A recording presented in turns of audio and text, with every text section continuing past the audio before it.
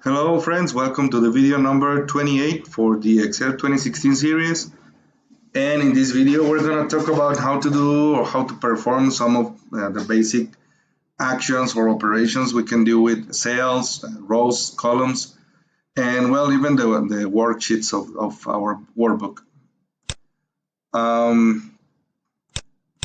So what I'm going to place, what I'm going to select cell B9. Actually, let's go to A9. So what we're going to do is just come here to the Home tab, and then here on the ribbon, we're going to find this Cells group. So first, we're going to work with these two, Insert and Delete. If we click here, we can see that we can insert cells, rows, columns, and sheets, and here we can delete the same things. So let's try first of all how to insert a cell. You can, as you can see, you can press Ctrl Shift equal, and you will insert a cell. Now, when I want to insert a cell, or I give that command, it tells me, okay, do you want to shift the cells to the right or down, or do you want to insert an entire row or an entire column? In this case, we're just gonna shift the cells down. So what we're gonna see on the column A is that the information goes down, but I mean from column B and forward, nothing happens. It's not affected. So here I'm gonna do basically the opposite action, and I'm gonna delete cells. You can press Ctrl minus, and we're gonna shift the cells up, and we end up as we started. Now we can delete the complete row. As you can see, well, everything is going down. Now delete the row. Well, I hope you notice that when you insert a row, for example, right now I am in cell 8, 9, so it's gonna insert the new row is gonna be above in this case the number 3, so it goes down. Now if I insert a column, the new column it's gonna be on the left. So if you select this cell, you're gonna get a new column on the left side. And now let's just delete it. And well, you can insert an entire worksheet and delete it. Now, some of the formatting things we can do here is, for example, we can change the row height. As you can see, by default, well, not by default, but right now I have a 15. Now, what is this number? Let's just click here on the help and take a quick look. So it says for columns, the width can go from 0 to 255, and this represents the number of characters that can be displayed in a cell that is formatted with the standard font. The default column width is 8.43 characters, and if a column has a width of 0, then the column is hidden. Now, for the rows, it's a little bit different. The height of a row can go from 0 to 409, but this value represents the height measurement in points, where a point is approximately equal to 1/72 of an inch or 0.035 centimeters. So now the default row height is 12.75 points, which is approximately 1/6 of an inch or 0.4 centimeters.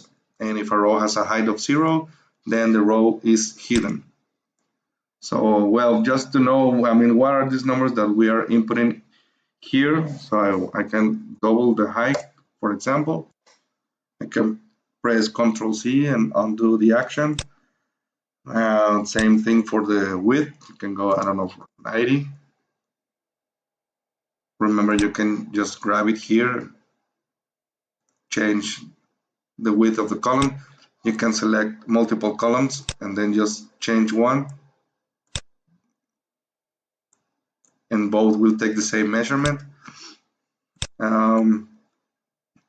What else in here? For example, we can hide and unhide. Let's hide this row number 9.